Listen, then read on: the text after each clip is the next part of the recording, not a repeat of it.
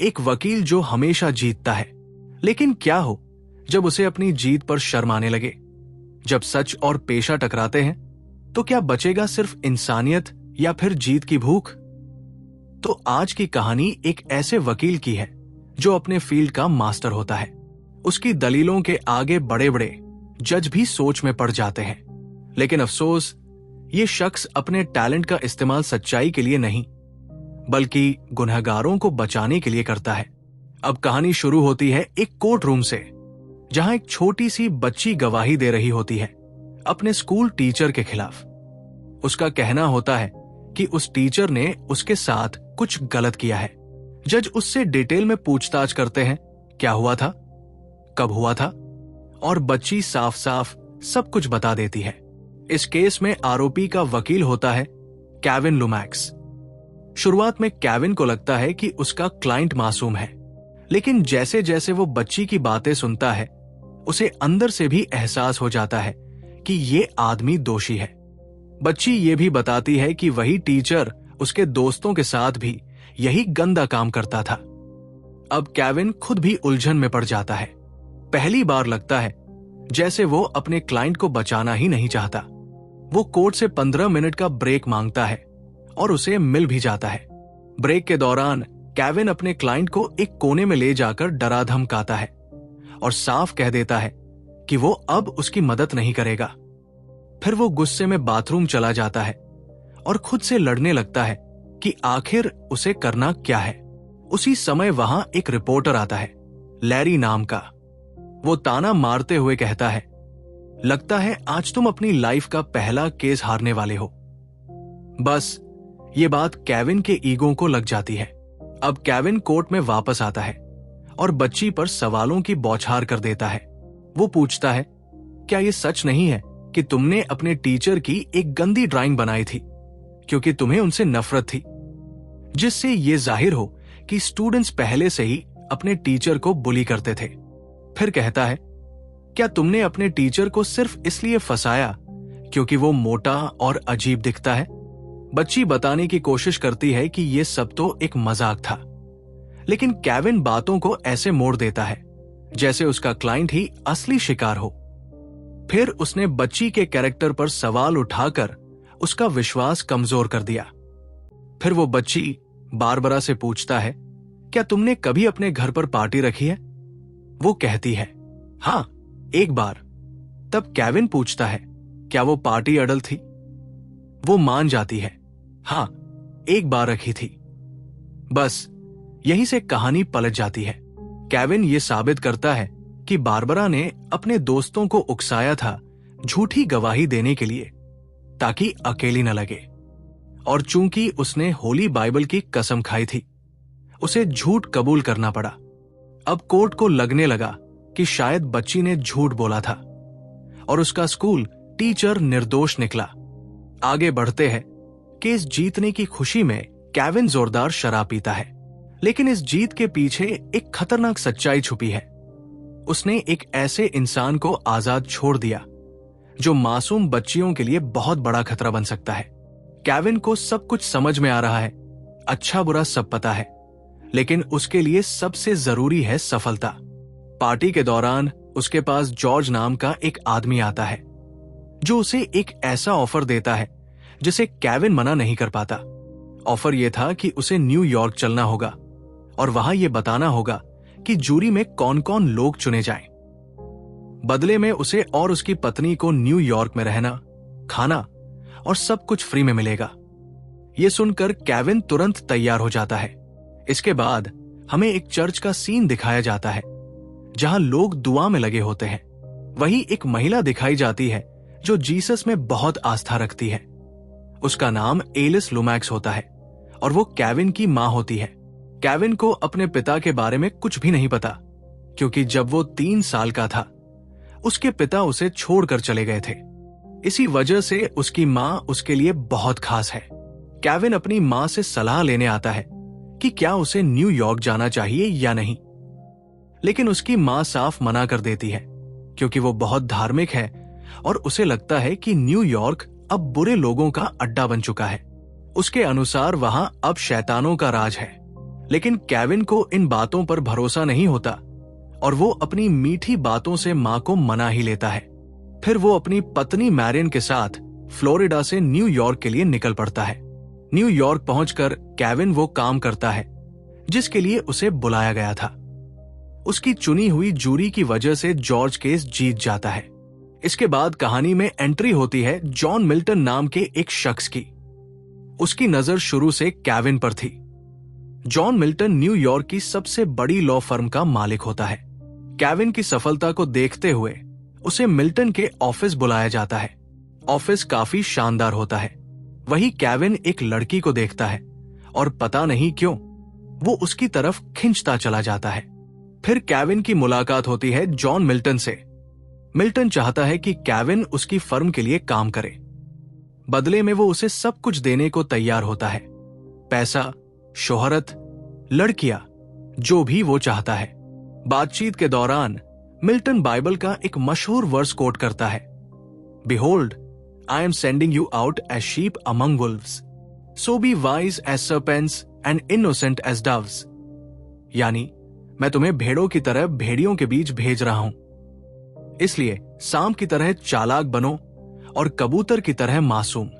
Milton कहता है कि इस वर्स को हमेशा याद रखना, क्योंकि आगे चलकर इसी में कई राज छिपे हैं। इसके बाद जॉर्ज और उसकी पत्नी केविन और मैरियन को उनका नया अपार्टमेंट दिखाते हैं, जो बेहद लग्जरी और शानदार होता है। इसके बाद केविन को अपना पहला केस मिला, मोइस का मामला। मोइस एक अफ्रीकी अमेरिकी व्यक्ति था जिसे अपने घर में जानवरों की बलि चढ़ाते हुए रंगे हाथों पकड़ा गया था। यह केस थोड़ा पेचीदा था क्योंकि मोइस अपने घर में किसी रहस्यमयी काले जादू की प्रैक्टिस कर रहा था। अब मोइस को निर्दोष साबित करना आसान नहीं था, लेकिन केविन ने अपनी पुरानी तरकीबों का इस्तेमाल किया और कोर्ट में पूरी बहस की दिशा ही मोड़ दी। उसने तर्क दिया कि आस्था और धार्मिक विश्वास हर इंसान का अधिकार है, चाहे वो जानवर की बलि देकर हो या खुद को कष्ट देकर। केविन ने कई उदाहरण भी रखे, जैसे कुछ लोग नंगे पांव चलकर अपने ईश्वर में आस्था जताते हैं, तो कुछ लोग अलग अलग तरीकों से अपने धर्म का पालन करते हैं। उसकी इस सोच और समझदारी भरी दलीलों से जज भी सोच में पड़ गया और अंत में केविन ने यह केस भी अपने नाम कर लिया।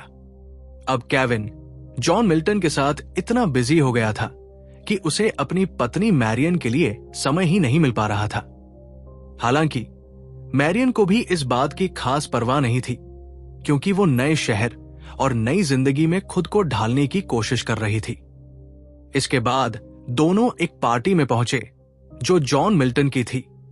पार्टी में जाते वक्त मैरियन ने केविन से वादा लिया कि वो उसे अकेला नहीं छोड़ेगा, मगर जैसे ही वो पहुंचे केविन वहां एक और महिला नताशा से बातें करने लग गया और उधर मैरियन अकेली इधर उधर भटक रही थी।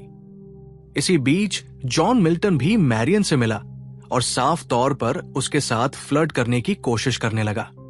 दोनों ने साथ में ड्रिंक ली और जॉन ने उससे कहा कि उसे अपने बाल सीधे करवा लेने चाहिए। उसने मजाक में यह भी कह दिया, इससे पहले कि किसी चिड़िया का घोंसला बन जाए, इन्हें सीधा करवा लो। उसकी बातों में इतनी तीव्रता थी कि मैरियन भी इस पर सोच में पड़ गई।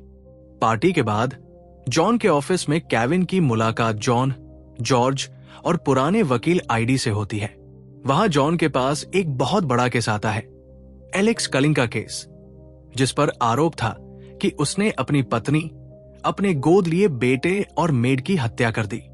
एलेक्स एक अमीर बिजनेसमैन था और यह केस पहले आईडी को सौंपा जाना था, लेकिन जॉन ने यह केस केविन को सौंप दिया। इस बात से आईडी नाराज हो गया। जब केविन घर लौटा तो देखा कि मैरियन पूरी तरह नशे में थी। वो नाराज थी क्योंकि पार्टी में उसे अकेले 3 घंटे गुजारने पड़े थे, जबकि केविन ने वादा किया था कि वो उसके साथ रहेगा। अगले दिन एलेक्स को दिखाया जाता है, जो जॉन के फैसले से खुश नहीं था कि उसका केस एक अनुभवी वकील से लेकर किसी नए लड़के को दे दिया गया। लेकिन जॉन ने उसे समझाया कि केविन ने अब तक हर केस जीता है और उसने साबित किया है कि वो इस प्रोफेशन में सबसे बेहतर है। जॉन की बातों से एलेक्स मान गया और अगली सुनवाई तक उसने केविन के साथ काम करने के लिए हामी भर दी। एलेक्स बार बार यही कह रहा था कि वो बेगुनाह है। उसका कहना था कि जब वो घर आया तो उसकी पत्नी, बेटा और मेड पहले से ही मरे पड़े थे। इसके बाद हमें मैरियन का सीन दिखाया जाता है जो जॉर्ज की पत्नी के साथ होती है, और वही उसे जॉर्ज की पत्नी का एक ऐसा रूप दिखता है जो शायद उसकी कल्पना थी, या शायद वो नशे का असर था। अब मैरियन ने ये सब बातें केविन को बताई, मगर केविन को लगा कि ये सब मैरियन की कल्पना भर है। मैरियन अंदर ही अंदर बहुत परेशान थी, क्योंकि जितना बड़ा वो फ्लैट था उतनी ही गहराई से अकेलापन उसे घेर रहा था। वो उस अपार्टमेंट में ज्यादातर वक्त अकेली रहती थी, जबकि केविन तो अपना पूरा समय जॉन के साथ बिताता था। अब इस अकेलेपन का हल केविन को एक बच्चा लगने लगा, लेकिन जैसे ही वो मैरियन के पास गया, उसे अचानक ऐसा महसूस हुआ जैसे सामने मैरियन नहीं बल्कि ऑफिस की नताशा खड़ी हो। इसके बाद केविन ने एलेक्स से पूछताछ शुरू कर दी। वो ये जानना चाहता था कि आखिर एलेक्स ने क्राइम सीन से बंदूक क्यों उठाई। एलेक्स ने जवाब दिया कि उसे डर लग रहा था और उसे लगा कि शायद घर में कोई और भी छिपा हो सकता है, इसलिए उसने बंदूक उठा ली। असल में उस रात एलेक्स अपनी असिस्टेंट मेलिसा के साथ था। अब अगर मेलिसा अदालत में ये गवाही दे दे कि एलेक्स उसके साथ था, तो एलेक्स निर्दोष साबित हो सकता है। इसके लिए केविन को मेलिसा से मिलना जरूरी हो गया। उधर मैरियन की मानसिक हालत देखकर केविन ने अपनी मां को न्यूयॉर्क बुला लिया। तभी अचानक जॉन 2 लड़कियों को लेकर घर आ गया। जॉन को देखकर केविन की मां थोड़ी घबरा गई। फिर जॉन ने उन लड़कियों का परिचय कराया। लिफ्ट में जॉन केविन उसकी मां से कुछ सवाल कर रहा था, लेकिन उसकी मां एलिस बस उसे घूरती रही। अगले दिन केविन की मुलाकात मेलिसा से हुई। मेलिसा ने बताया कि एलेक्स ने किसी की हत्या नहीं की और उस वक्त वो उसी के साथ था। इसके बाद केविन और जॉन मेट्रो में सफर कर रहे थे। यहां जॉन एक आदमी को घूरता रहा, जिससे वो आदमी गुस्से में आ गया और जॉन पर चिल्लाने लगा। अचानक गुस्से में उसने जेब से एक कटर निकाल लिया, जिसे देख आसपास के लोग घबरा गए, लेकिन जॉन बिल्कुल भी नहीं डरा। जॉन ने उस आदमी से उसकी ही भाषा में बात की और बताया कि उसकी बीवी फिलहाल किसी और मर्द के साथ है। उसने बीवी का नाम भी लिया, जिससे वो आदमी हैरान रह गया और तुरंत मेट्रो से उतरकर अपने घर भाग गया। ये देखकर केविन को समझ नहीं आया कि जॉन ने कैसे सब कुछ पहले से जान लिया। इसके बाद वो दोनों एक बॉक्सिंग मैच देखने गए, लेकिन यहां भी जॉन को पहले से पता था कि विजेता कौन होगा। आखिर जॉन मिल्टन को ये सारी जानकारी कैसे थी? ये राज फिल्म के अंत में खुलता है। जॉन एक ऐसा शख्स है जिसकी जिंदगी में हमेशा लड़कियों की मौजूदगी रहती है। अब वो केविन को भी अपने जैसा बनाने की कोशिश कर रहा था। उधर मैरियन की हालत बिगड़ती जा रही थी। उसका मानसिक संतुलन डगमगाने लगा था। उसे लगने लगा कि वो कभी मां नहीं बन पाएगी, और उसने इस बात को सच मान लिया। केविन ने बहुत समझाने की कोशिश की कि ये सब एक बुरा सपना है, मगर मैरियन मानने को तैयार नहीं थी। अंत में केविन ने जॉन को अपने घर की परेशानियों के बारे में बताया। जॉन ने उसे सलाह दी कि वो ये केस छोड़कर अपनी पत्नी की देखभाल करे, क्योंकि इस वक्त उसे सबसे ज्यादा केविन की जरूरत है। लेकिन केविन उन लोगों में से नहीं था जो किसी केस को इतनी आसानी से जाने दे। इस केस के बाद उसके लिए मैरियन भी मायने रखती थी, और उसने ये बात साफ तौर पर साबित भी कर दी। कोर्ट रूम में जब दूसरे वकील की बारी आई तो उसने एलेक्स की पूरी बेइज्जती कर डाली, और जब केविन खड़ा हुआ तो उसने भी कुछ वैसा ही किया। केविन ने कहा, मैं भी तुम्हारी तरह एलेक्स को बिल्कुल पसंद नहीं करता, और मुझे ये जानकर कोई ताज्जुब नहीं होगा अगर तुम भी मुझसे सहमत हो। उसने कहा कि एलेक्स वो इंसान है जो अपने बिजनेस पार्टनर को धोखा देता है, अपने घर वालों से लड़ता है, और उस पर धोखाधड़ी के केस भी दर्ज है। ऐसे आदमी को कौन पसंद करेगा? अब तक तो ऐसा लग रहा था जैसे केविन भी एलेक्स के खिलाफ ही है, लेकिन तभी केविन ने एक ऐसी बात कह दी जिसने पूरे कोर्ट को चौंका दिया। उसने कहा, मैं चाहता हूं कि आप सब खुद से ये सवाल पूछें, क्या किसी को नापसंद करना ही काफी है उसे मर्डर का दोषी ठहराने के लिए? और यहीं पर केविन ने पूरे केस की दिशा पलट दी। उसने अपने क्लाइंट को एक आरोपी से पहले एक पीड़ित साबित कर दिया। इसके साथ ही उस दिन की सुनवाई खत्म हो गई।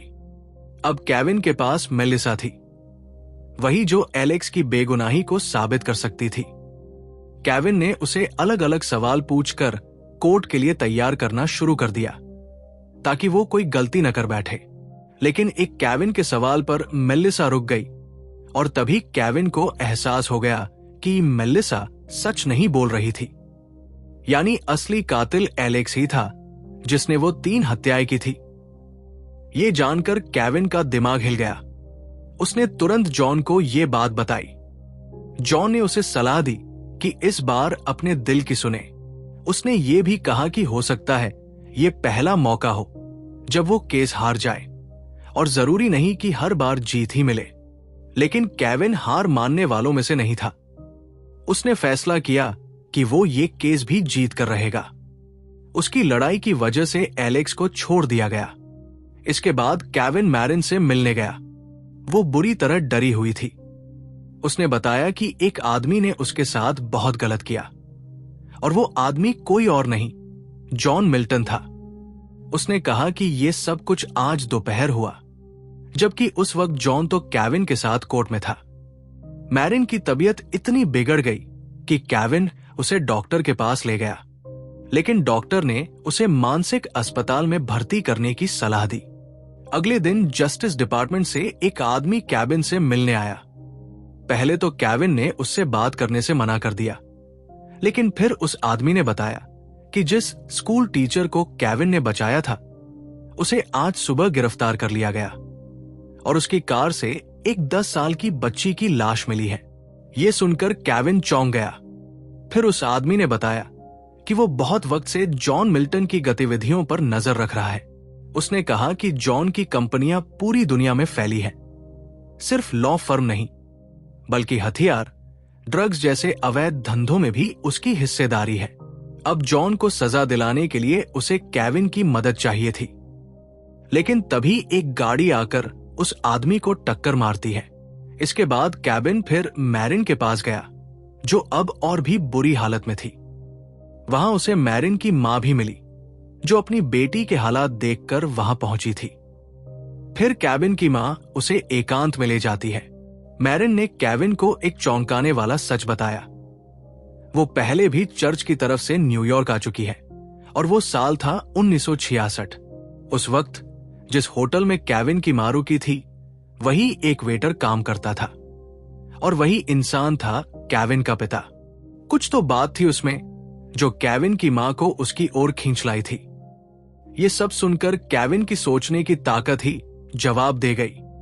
वो पूरी बात ठीक से समझ भी नहीं पाया था कि अचानक मैरिन ने उसके सामने ही एक कांच से अपना गला काट लिया।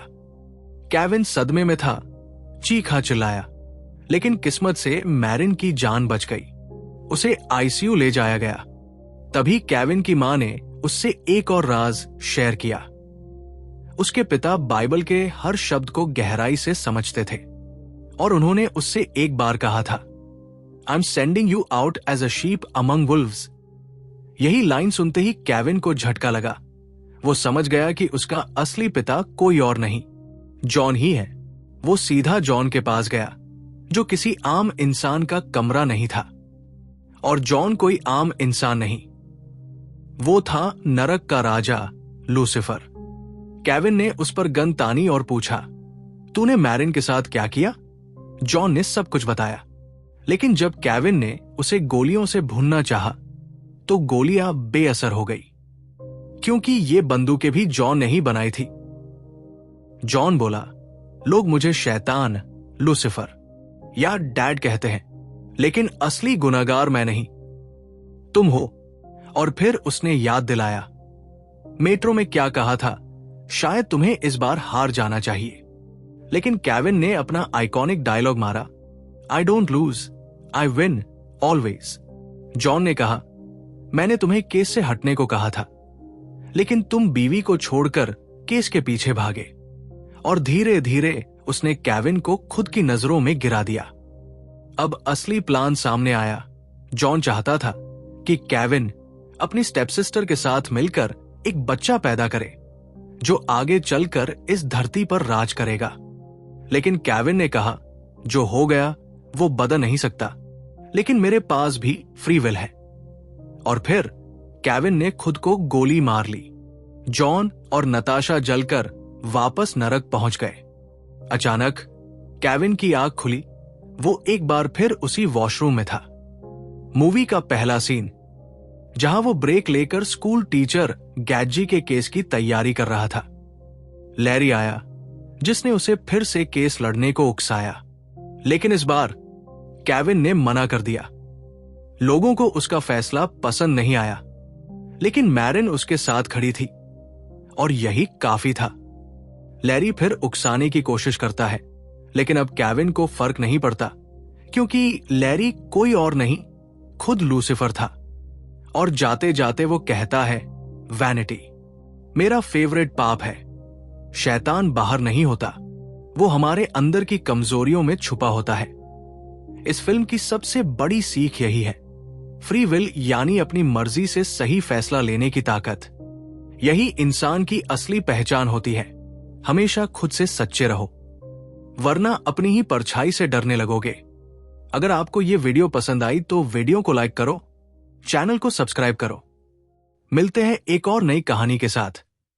Thanks for watching.